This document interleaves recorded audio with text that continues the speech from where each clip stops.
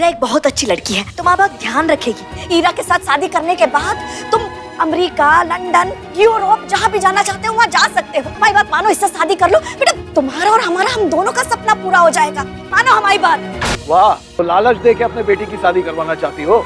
जोर जबरदस्ती डरा धमका के शादी करने से अच्छा है ना कि इस तरह से शादी कर ली जाए। श्लोक बेटा, बता दो, तुम सबको बता दो कि तुम ईरा से शादी करोगे। बोलो, बोल दो सबके सामने। देखिए महादेव अंकल, अब श्लोक की शादी ईरा से करा दीजिए ना। हो सकता है श्लोक ईरा के साथ सच में खुश रह पाए, क्योंकि हम जानते हैं हमारे साथ तो कभी खुश नहीं रह पाएगा। और बेटा, ये सब शादी नहीं है, ये मजाक है, मजाक है। और हमारी बात मानो, तुम अगर खुश रह सकते हो तो सिर्फ ईरा से ब्याह करके, और किसी से नहीं। अब तुमसे बात कर रहे हैं, बोलो। लेकिन हम ईरा से प्यार नहीं करते हैं मम्मी, तुम्हें कितनी बार बता चुके हैं। ईरा सिर्फ और सिर्फ हमारी अच्छी दोस्त और कुछ नहीं।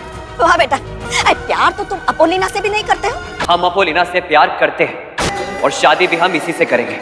अपोलिना के आने वाले एपिसोड में एक अलग ही ट्विस्ट देखने को मिलने वाला है। यहाँ पर भाई अप्पू की शादी हो रही है श्लोक से, और कहीं ना कहीं भाई अप्पू पहले तो मना कर देती है कि नहीं मुझे शादी नहीं करनी है, और यहाँ पहले तो मेरे पापा की बेल कराओ। हमने देखा था ना किस तरीके से महादेव यहाँ पर भाई उसको फोर्स करने लगते हैं कि तुम्हें अगर अपने पापा की बेल करानी है, उनको जेल से बाहर निकालना है, तो तुम्हें मेरे बेटे श्लोक से शादी करनी पड़ेगी। अब जब अप्पू के पास फोन आता है जेल से कि ऐसा कुछ भी नहीं हो रहा, कोर्ट में तो कोई कार्रवाई नहीं हो रही है और यहाँ पर बेल वेल मिलना भी मुश्किल है, तो भाई वो मना कर देती है महादेव से कि नहीं मैं शादी नहीं करूंगी, और पहले मेरे पापा को जब तक बेल नहीं मिलेगी तो भाई मैं शादी भी नहीं करने वाली हूँ। अब भाई यहाँ महादेव उसको यही समझा रहे हैं कि हमारी तो डील हुई है ना, शर्त हुई है, और तुम शर्त से पीछे तो हट नहीं सकती हो, और तुम्हें जब शादी करोगी तभी बेल मिलेगी। तो अब देखते हैं अपोलिना किस तरीके से शादी करती है श्लोक से, और यहाँ पर जब उसके पापा को पता लगेगा तब क्या होगा। यहाँ पर उसके पापा को पता लग गया है कि अपोलिना बहुत बड़ी परेशानी में है। यहाँ भाई महादेव ने उसको बहुत शर्त वर्त रख के शादी के लिए फोर्स किया है, और अब जब तक उसके पापा आएंगे भाई गिरधर शुक्ला, तब तक तो उसकी शादी हो जाएगी, फेरे वेरे भी ले लेगी। और अब देखते हैं कि भाई ये शुक्ला जी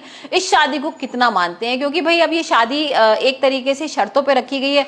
श्लोक भी बिल्कुल नाखुश है, और यहाँ पर अपोलिना तो करना ही नहीं चाहती थी शादी। भाई अपोलिना तो एक तरीके से एस्ट्रोनॉट बनना चाहती थी, उसको तो रॉकेट गर्ल बनना था। वो रोती भी है अपनी एस्ट्रोनॉट की ड्रेस देकर, और उसका तो सपना ही कुछ और था, और यहाँ पर तो उसको शादी करनी पड़ रही है सिर्फ पापा के लिए। तो अब जब पापा आ जाएंगे बाहर यहाँ पर, तो देखते हैं कि भाई वो शादी कितने दिन तक टिकती है, और ये जो शादी की है वो पापा कितना मानते हैं, क्योंकि भाई गिरधर शुक्ला तो शादी को बिल्कुल नहीं मानेंगे, और यहाँ पर तो गुस्सा करने वाले महादेव के ऊपर, अप्पू के ऊपर, कि अपोलिना तुमने ये सब क्या कर दिया, तुमने सिर्फ मेरे लिए अपनी जिंदगी दांव पे लगा दी। जो हमने सपने देखे थे, जो तुम्हारा फ्यूचर था, तुम्हें जो काम करना था, पढ़ाई लिखाई करनी थी, तुम यहाँ पर शादी कर रही हो, और वो भी ऐसे लड़के के संग जिसका कोई फ्यूचर नहीं है।